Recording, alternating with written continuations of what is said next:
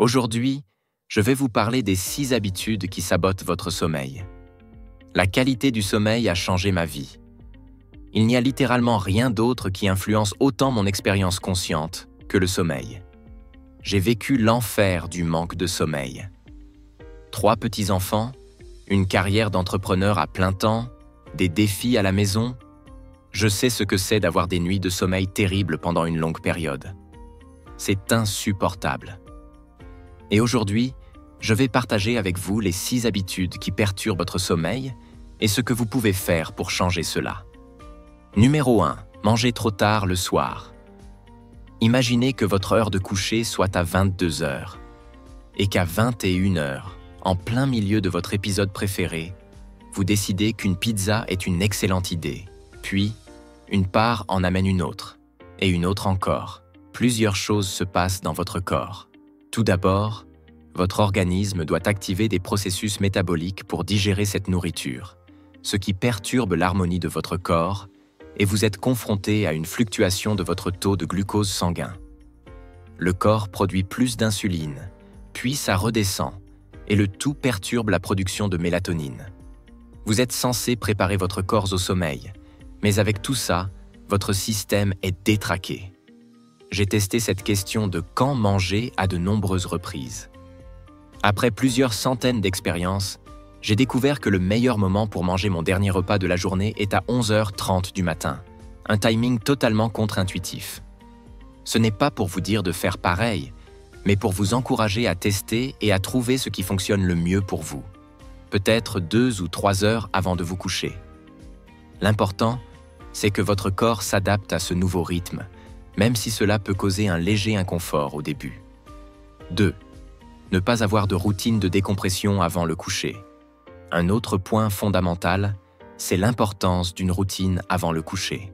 Si vous travaillez jusqu'à la dernière minute avant de vous coucher, c'est garanti, votre sommeil va être perturbé. L'esprit continue de tourner sur les conversations de la journée, sur ce que vous devez faire demain, ou sur les angoisses qui viennent juste avant de s'endormir. Cela crée un stress mental qui vous empêche de vous détendre. C'est là qu'une routine de décompression devient essentielle. Pour ma part, 1 heure avant de dormir, je sais que c'est le moment de relâcher tout ce qui est lié au travail. Je note ce qui doit être fait le lendemain et je choisis des activités apaisantes.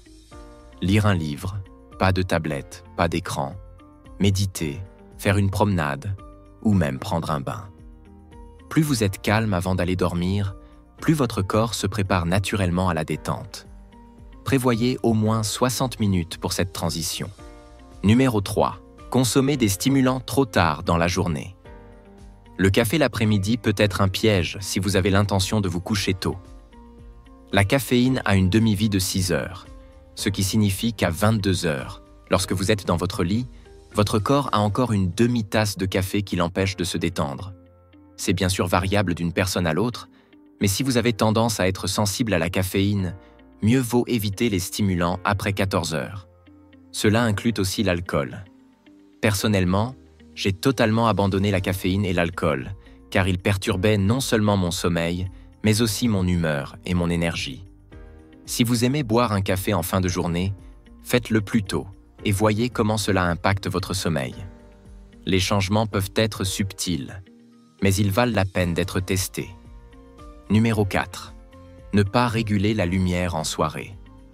L'importance de la lumière dans notre vie quotidienne est souvent négligée.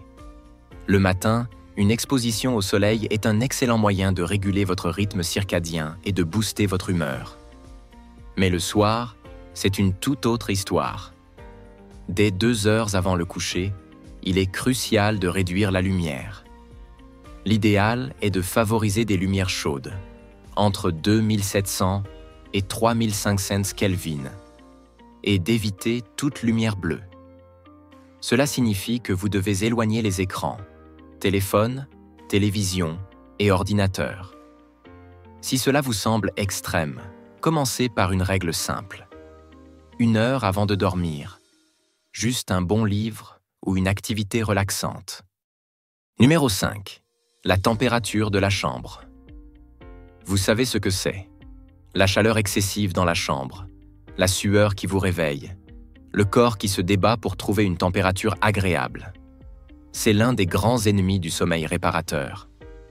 En réalité, pour dormir profondément, votre corps a besoin de se refroidir. Trouvez la température idéale pour vous. Chez moi, c'est autour de 21 degrés Celsius, et mon matelas régule même la température en fonction de mes phases de sommeil. Si vous avez les moyens, des matelas ou des draps ajustables sont d'excellents investissements. 6. Le bruit ambiant. Les bruits extérieurs peuvent être une source de stress énorme, que ce soit les voisins bruyants ou les chiens qui aboient. Si vous avez du mal à dormir à cause du bruit, il existe des solutions. Parlez-en à vos voisins si c'est possible. Sinon, des machines à bruit blanc ou des bouchons d'oreilles peuvent vous aider. Si le bruit persiste et devient un problème récurrent, peut-être qu'une discussion avec ceux qui vous entourent pourrait améliorer la situation. Il est trop facile de succomber à l'idée que ne pas dormir est un signe de productivité, ou que tenir le coup est une forme de courage. Mais en réalité, bien dormir, c'est être un héros pour vous-même et pour ceux qui vous entourent. La vie devient beaucoup plus facile, plus claire et plus agréable lorsque vous offrez à votre corps ce dont il a besoin. Une nuit de sommeil réparateur. Vous êtes plus que capable de faire ces ajustements dans votre vie.